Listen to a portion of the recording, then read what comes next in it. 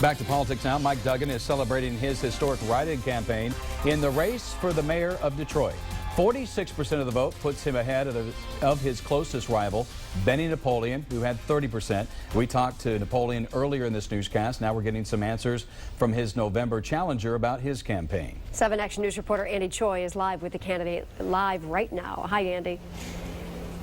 Hi, Joanne. You know, it's full speed ahead for Mike Duggan's campaign after a historic night last night. Mike Duggan joins us at one of his house parties. This is number 186. 186. He is counting. This is how you meet people, how you get out there and get your message out. First of all, if you can just reflect on last night, on what it meant for you. I mean, what were you feeling after all of that was over? Well, you know, I really was thinking about 6 weeks ago when I had dropped out of the race and thought the election was over, and the dedication and the passion of the campaign volunteers who just said, we're not quitting, and they kept campaigning, and I felt like I couldn't let them do it by themselves. So I came back, and it's been remarkable. In the last 2 weeks, there was no doubt how it was going. And so far, your campaign has been so much about Right Mike, about the write-in campaign, about making sure that people spell your name correctly, know your name.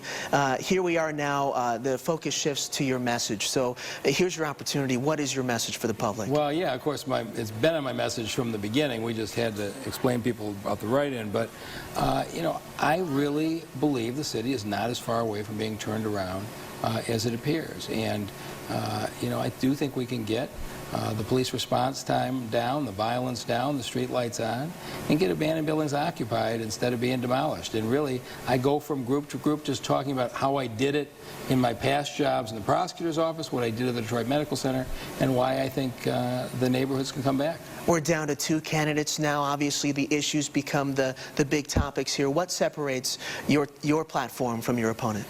Well, you know, Sheriff Napoleon and I have been friends since he was the police chief and I was the prosecutor at the same time back in the early 2000s. But this city is in bankruptcy.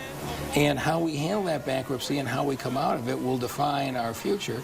And, you know, the sheriff has never turned around anything financial in his life, and I think when you're at the point at which you got a financial crisis, you need somebody who can step in November 5th after the election, go into Kevin Orr and say, here's what I believe we need to get out of this bankruptcy, and I think I can do it.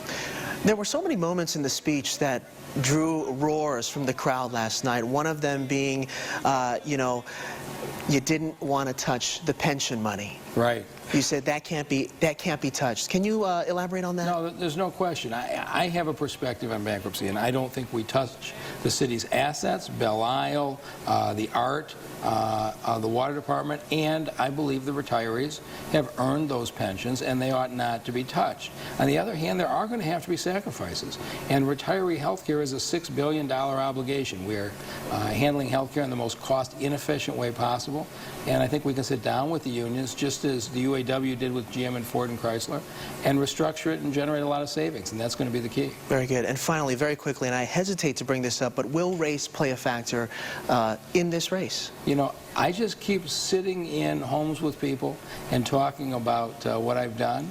And when you sit like this, people tend to see each other as human beings, and that's what I'm just going to keep doing. All right. Well, congratulations on the primary. We'll see you in November. Mike Duggan, thank you very much. Thanks for having me on, Andy. And we'll send it back to you. Okay, Andy. Thank you very much. You know,